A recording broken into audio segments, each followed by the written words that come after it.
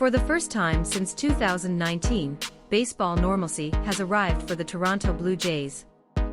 Whether it's a pandemic in 2020-2021, or a lockout, an intensified schedule last year, it's been 4 years since the Jays spent their standard 6 weeks in Dunedin and returned home to begin the regular season. Fashion. As with last year, expectations are high, and nothing more than a deep October run will satisfy the Jays' Rice fan base internally or externally. Once again, TSN baseball insider Steve Phillips and I are ready to address some key questions when it comes to Blue Jays baseball season, and we're giving you a chance to predict the next 7 months, until award season in November. Let's start this with some pertinent Blue Jays questions, betting trends, and then all sorts of season and reward predictions. Important questions: hotels near Daulton, Varsho. Toronto Blue Jays after 2 straight 90-plus win seasons, can the Jays finally get over the hump and make a postseason run? Charlie, can they? Definitely. Will?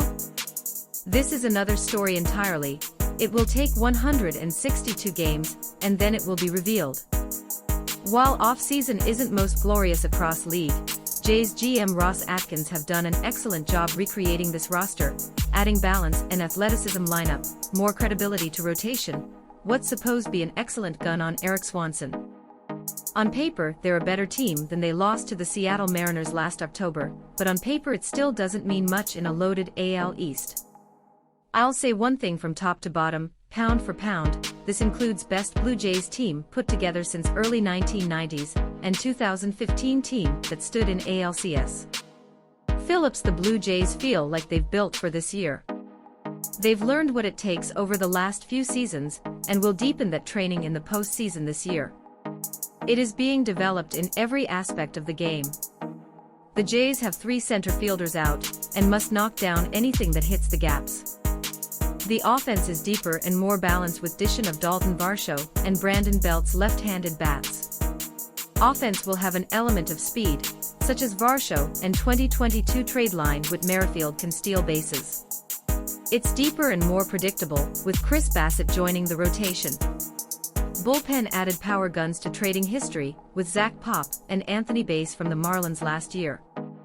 Throw in Erik Swanson from Seattle on the Teoscar Hernández trade, and Jay has transformed relaxation centers. The team has no major weaknesses, and is ready to compete in the tough AL East. We know this is a versatile and strong team. What are their weaknesses? Mitchell. The lineup is balanced and strong, the rotation is deeper than ever, and the bullpen returns all important levers from a good group in 2022. But for me, the only red flag comes up is the bull October dominant. It's a welcome addition if Swanson can come anywhere close to replicating the 1.68 AGE from a year ago. StatCast's expected 2.30 period will also work well, but it still only runs in 93 to 95 mile range with fastball. Definitely need some extra gas at rear end of the pen to pair with Jordan Romano. Maybe Nate Pearson or Yosver Zulueta provides it internally, or maybe they have to tackle it on the trading line, but the top teams aren't just sporting good bullpens in October. Phillips, regardless of beautiful spring Yusei Kikuchi put together, the 5th point in rotation is still a question mark. Also, the bullpen in front of Romano must be stationary outside the door. Someone needs to be ready to close the games from time to time. Give Romano a break. They need a reliever to come out like that guy. What will be the Jays' record under over, set to 91.5 wins going into the season? And will it be enough to make it an extended postseason once again? Mitchell from .41 for 2019, .533 2020, .562 2021, 92 wins, and a .568 win percentage last season. The Jays continue to improve year-on-year the regular season. Winning 90-plus games is really tough, especially in AL East, but the Jays have been developed on paper, and it looks like they're going to take it a step further. The American League is generally competitive this year, but 93 wins will earn them another wild-card berth. I'm definitely switching to 91.5. The balanced schedule requires fewer games against AL East, which benefits Toronto. They'll throw a ton of quality hits with their staff, and the defense is much better. Attack has better balance and depth. The Jays are a better team this year. I expect 96 wins. What are the World Series futures bets on your favorite team? Mitchell. Ever since I took dormant Seattle Mariners to World Series, I think I've been loving them at plus 2,000, shortest ninth odds on board, to win whole damn thing. I also love that Tampa Bay Rays won the AL East by a hair this year, so getting it at plus 2,000 to win World Series is also good value.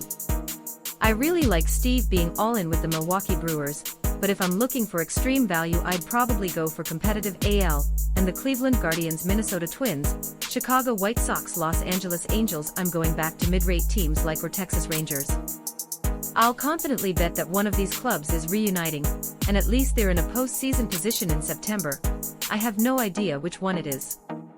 Phillips. I really like how Milwaukee Brewers NL Central plus 165, won the NL Flash at plus 1,500, and World Series plus 3,500. They will be playoff team, and their pitch will be a very tough match in short postseason series. They can run the table, and a big payout can be made. I also love that the Guardians won the World Series at 2,500. Again, they have a great shot that can neutralize good rankings and neutralize an improved offense. The Blue Jays are plus 1,900 years old for the best regular season record in baseball. They can win AL East, and if they win they can get the best record. Good payday. What are your favorite league-wide player prop bets? Mitchell. Some of the awards you'll read below show pretty good value, with Mariners justified Luis Castillo plus 1,600 to win AL Cy Young, while Shohei Ohtani shows no value in earning MVP at 220.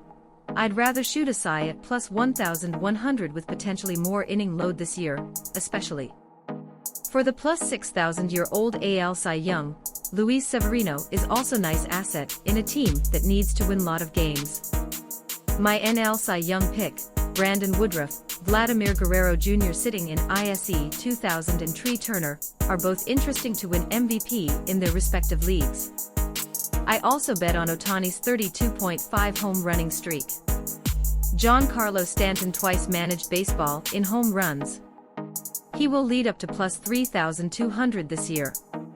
I love that Chris Sale saves his 200-plus lines at plus 240. He did it 7 times in his career.